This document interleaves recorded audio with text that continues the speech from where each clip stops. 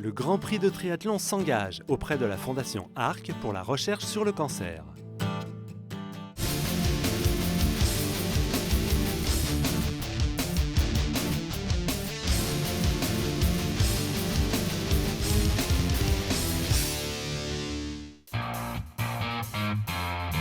Salut à toutes et à tous, bienvenue en Bretagne sur la presqu'île de Quiberon, un décor de rêve pour cette 4e étape du Grand Prix de triathlon pour la recherche sur le cancer.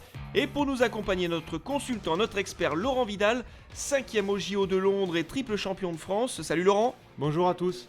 Et comme d'habitude, ce sont ces dames qui ouvrent le bal, grandes favorites, les Pissiacaises ont déjà 10 points d'avance sur Parthenay et 16 sur le Tri Val de Grès. Autant dire que si aujourd'hui Laurent, elles réussissent à s'imposer, la messe sera dite ?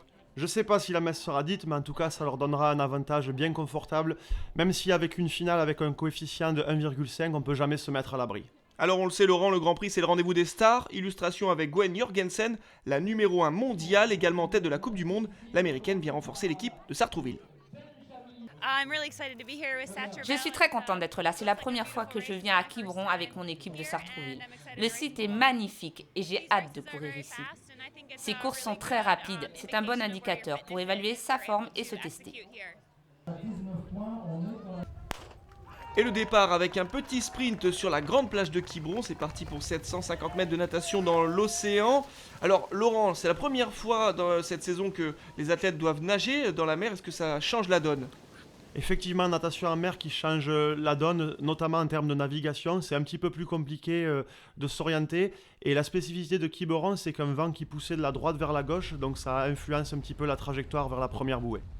Alors attention, on a l'impression d'être aux Caraïbes, mais il y a un petit changement par rapport aux Antilles, c'est la température de l'eau. Là, c'est du 18 degrés et du coup, les filles ont mis la combinaison. Laurent, est-ce que ça change vraiment de nager entre le fait d'avoir une combinaison et le fait de ne pas en avoir ? La technologie néoprène a vraiment évolué sur ces dernières années. Maintenant, les fabricants arrivent à faire des matières très très souples. Néanmoins, avec une combinaison, on est un petit peu plus haut sur l'eau. C'est un petit peu plus rigide aussi au niveau du passage des épaules. Donc on va dire que tout le monde est plus rapide. Par contre, ça avantage certains types de nageurs. Le passage de bouée, toujours, faut bien le négocier ? Oui, le passage de bouée est très important en triathlon. C'est souvent là que les écarts se font.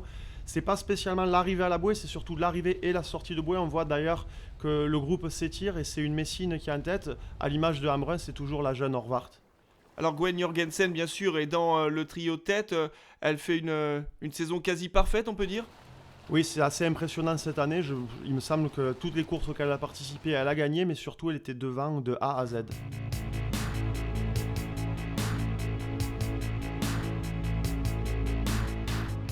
Voilà Gwen Jorgensen qui prend la tête carrément maintenant sur sa natation, suivie par les Messines, donc Horvath, Jeanne Leher, Bro, mais aussi une Castelroussine. Et la sortie de l'eau avec une difficulté en plus, c'est-à-dire une transition assez longue, Laurent. Oui, une transition assez longue et surtout sur une surface pas évidente à gérer, le sable, puisque le rythme cardiaque à la sortie de l'eau étant très élevé, il faut arriver à garder du relâchement pour être le plus rapide sur cette partie de la course, puisque dans tous les triathlons et notamment sur distance sprint, c'est primordial pour intégrer le groupe de tête. Et 3 clubs qui se détachent déjà avec Sartrouville, Poissy et Metz. Voilà Jeanne Leher qui part très fort à son habitude, qui essaye de faire la décision sur ce début de vélo. On voit que ça part vite avec le vent de dos sur cette promenade, un groupe d'une quinzaine d'unités déjà aux avant-postes. On est très tôt dans la course, mais la dynamique est déjà lancée.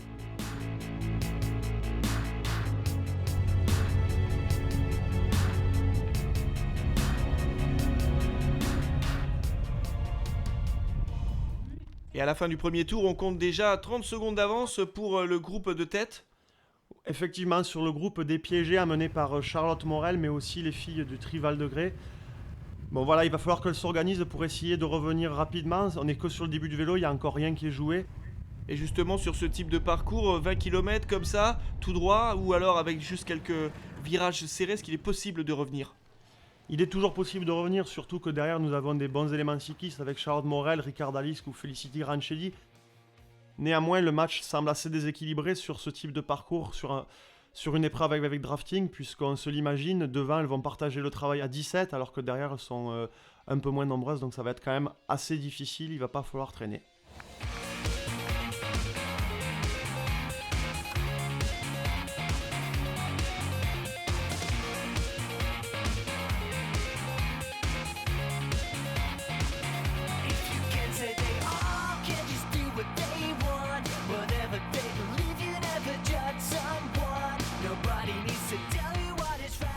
Et effectivement, Laurent, à l'issue du 4e tour de vélo, du dernier tour, eh bien, les filles de tête comptent plus d'1 minute d'avance sur les poursuivantes. On les voit ici à la transition. Alors, il y a beaucoup de monde, 17 filles. Oui, ça joue des coudes en transition. Transition primordiale où à la descente du vélo, il faut arriver à se relâcher pour pouvoir enclencher assez rapidement sur la course à pied. 5 km aujourd'hui, donc ça part très très vite. Quelle est la difficulté justement quand on passe du vélo à la course à pied? C'est un effort, on se doute, complètement différent. Effectivement, c'est un effort différent, mais c'est surtout en termes de relâchement que c'est très important. Il faut retrouver, comme on dit, sa foulée le plus vite possible. Voilà Andrea Hewitt maintenant qui passe aux avant-postes, mais Gwen Jorgensen ne tarde pas à la reprendre et elle profite de ce vent dans le dos pour mettre la première banderille. Et ces superbes images de Gwen Jorgensen qui littéralement plane. Effectivement, Gwen survole la course à pied cette année. Alors il y a 2 surfaces, c'est une spécificité du parcours de Quiberon. Effectivement, c'est même une complexité du parcours de Quiberon, puisqu'on passe du bitume au gravier, donc d'appui solide à d'appui fuyant. C'est assez difficile à gérer, mais j'ai l'impression que pour les filles de tête, ça se passe plutôt bien. Et celle qui s'en sort le mieux, eh bien, c'est l'américaine, la championne du monde, Gwen Jorgensen, qui file littéralement vers la victoire en laissant loin derrière ses concurrentes. D'autant qu'Andrea Hewitt, la néo-zélandaise, vient de prendre une pénalité, et donc ça va encore plus favoriser la leader. Maintenant, pour Cassandre Beaugrand, ça va plutôt l'aider, puisqu'elles vont repartir ensemble pour les places de 2e et 3e, ce qui est plutôt bien pour le club de Poissy.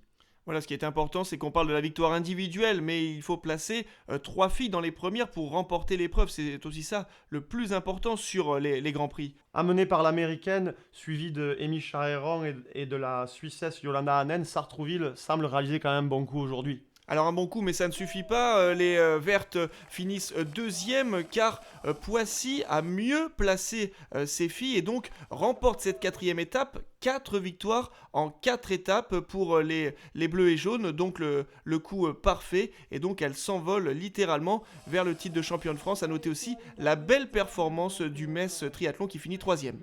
On est homogène et je crois que ce qui fait la différence, c'est nos Françaises. On a tous des athlètes étrangères pour renforcer nos équipes, mais on a une base française très solide. Aujourd'hui, Cassandre, elle fait 2e de la course, Sandra doit faire 8e et Léonie 6e. Donc avec nos Françaises, on aurait presque pu l'emporter. Je pense que c'est ce qui fait la différence. Parcours parfait pour Poissy, pour les autres, ça se jouera en finale à Nice. La course homme, et là ça va être beaucoup plus serré que chez les femmes, il suffit de jeter un œil au classement pour constater que les 3 premières équipes se tiennent en 2 points. Sartrouville est en tête avec Davidos, mais pas mal d'absents, hein Laurent? Effectivement, l'équipe de Sartrouville doit composer avec les blessures des frères Brownlee et la WTS d'Edmonton, donc une manche du championnat du monde qui a lieu ce week-end. Également sur les rangs pour obtenir ce titre de champion de France, l'équipe de Poissy.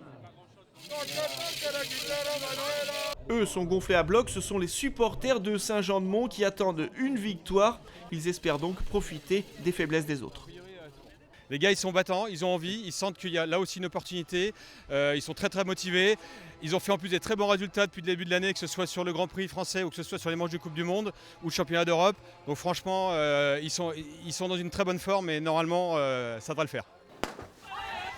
Et le départ avec un petit sprint avant de rentrer dans l'eau. Oui, un petit sprint où néanmoins il ne faut pas confondre vitesse et précipitation puisqu'il faut arriver le plus rapidement dans l'eau, mais sans pour autant se crisper puisqu'il y a 300 mètres jusqu'à la première bouée. Alors on le rappelle, le départ c'est très important, il faut tout de suite se placer parce qu'après on se retrouve, on le voit sur ces images aériennes, dans une sorte de meute et on peut se retrouver véritablement coincé. Effectivement, on se trouve coincé, donc on se bat, mais surtout en natation, il y a un effet du drafting un peu similaire au vélo où on sauve beaucoup d'énergie en étant dans les pieds de la personne qui nage devant, donc ça semble assez évident qu'il faut essayer d'être le plus possible aux avant-postes pour nager dans des eaux plutôt calmes. Au niveau du repérage, comment on se repère dans l'eau finalement? Là on est carrément dans l'océan Atlantique, donc on se cale sur les autres, comment on fait Laurent? Effectivement, entre le vent, les vagues et aussi un soleil qui était couchant à Quiberon, je dirais que c'est l'homme de tête qui prend la responsabilité de la navigation et si derrière ça regarde pas trop, s'il fait une erreur, tout le monde l'a fait. Aurélien Raphaël déjà aux avant-postes. Aurélien qui fait une très grosse fin de saison puisqu'il a fait un top 10 sur la dernière WTS d'Edmonton. Il était aussi placé en brun. C'est bien, il est en forme, il va vraiment dépanner Poissy aujourd'hui. Et on est déjà sur le retour et là ça s'étire comme vous le disiez Laurent. Là on voit clairement 2-3 hommes de tête qui mènent la danse. Effectivement, ça s'étire, mais aussi là on voit que la trajectoire n'est pas aussi optimale que chez les dames. Il me semble que le soleil vraiment rasant en cette soirée a joué un grand rôle sur cette partie natation. On voit d'ailleurs des nageurs qui prennent des trajectoires un petit peu opposées, qui nagent sur les extérieurs. La sortie de l'eau avec un groupe assez compact. Oui, Pierre Lecor en tête qui est galvanisé puisqu'il est un petit peu à domicile, il est breton donc il va vouloir faire bien dans son public, d'autant que les derniers résultats internationaux qu'il a eus n'étaient pas à la hauteur de ses espérances. Alors tout de suite, cette transition assez longue qu'il faut négocier comme les dames. Et là, ça va être la transition pour la partie vélo, pour le départ en vélo. 20 km de vélo. Laurent, qu'est-ce qu'on peut dire sur ce parcours vélo? Un parcours vélo où on doit affronter les éléments, mais en même temps, plusieurs lignes droites. Effectivement, on doit composer avec le vent, les lignes droites, mais aussi quelques virages techniques. On voit que Pierre Lecor ne perd pas de temps là. Il est bien relayé par Aurélien Raphaël. Je pense qu'ils vont avoir à cœur d'essayer de créer une échappée puisque chez les garçons, à l'opposé des dames, il y avait quand même pas mal d'écart à la sortie de l'eau.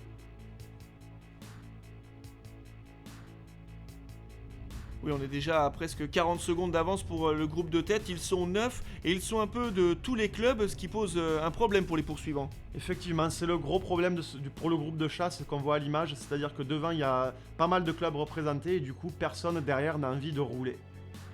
Et justement, parmi ces clubs représentés, Montpellier et Saint-Raphaël en tête, mais derrière, c'est surtout Sartrouville qui se fait distancer avec Davidos et Philippe Ospali, qui se retrouvent véritablement coincés. Effectivement, c'est difficile pour le champion d'Europe qui là doit finalement un petit peu subir la loi de la course.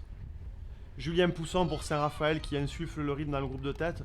Voilà, c'est bien pour Saint-Raphaël, il est relié par Aurélien Lebrun, donc une bonne dynamique pour le club du Sud. Et ça va très vite aussi dans ces virages serrés. Il faut faire attention à ne pas se mettre à la faute. Et justement, ça va être le cas.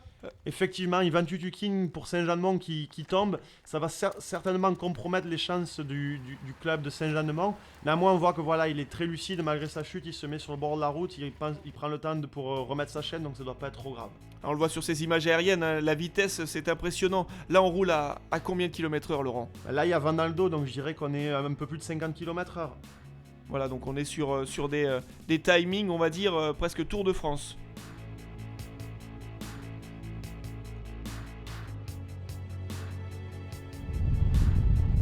Pierre Lecor qui prend le relais de Frédéric Belorbe de Vitrolles. Pierre me paraît vraiment à l'aise sur cette partie vélo, il me paraît relâché et puissant. C'est bien de le revoir aux avant-postes et peser sur la course comme ça. Et la dernière transition avec Sartrouville, il y a un peu tous les clubs, hein, avec Poissy, mais un membre de chaque club à part pour Saint-Raphaël et Montpellier. Voilà, et c'est Saint-Raphaël avec Aurélien Lebrun qui part très fort. Aurélien Raphaël a emboîté le pas, il lui reprend le relais.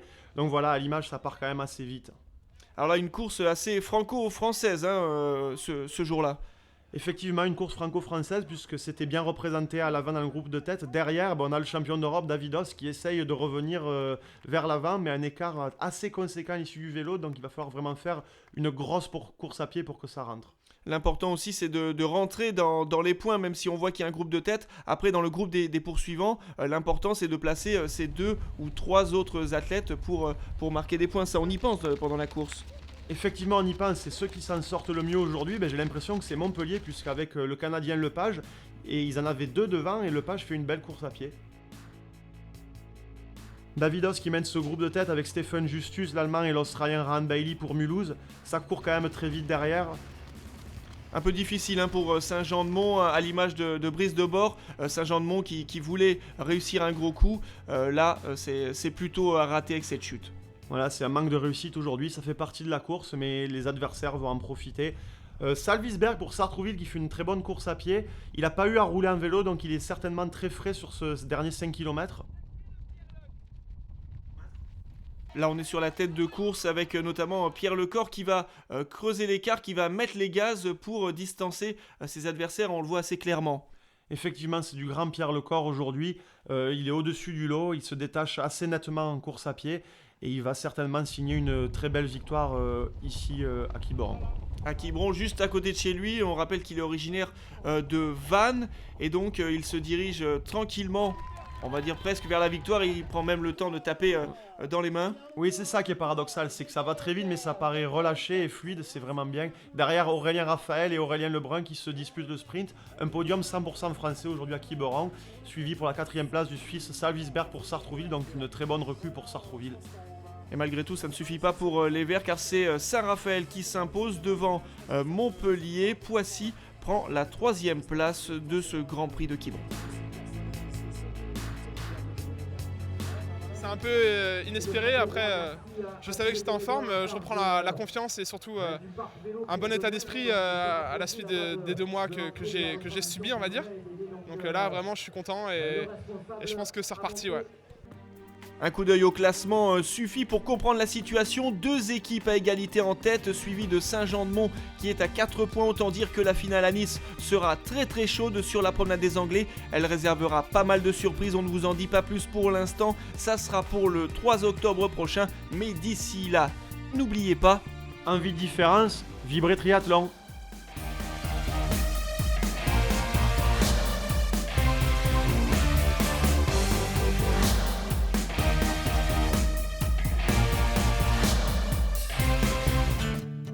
Vous aussi courez solidaire et soutenez la Fondation ARC pour la recherche sur le cancer.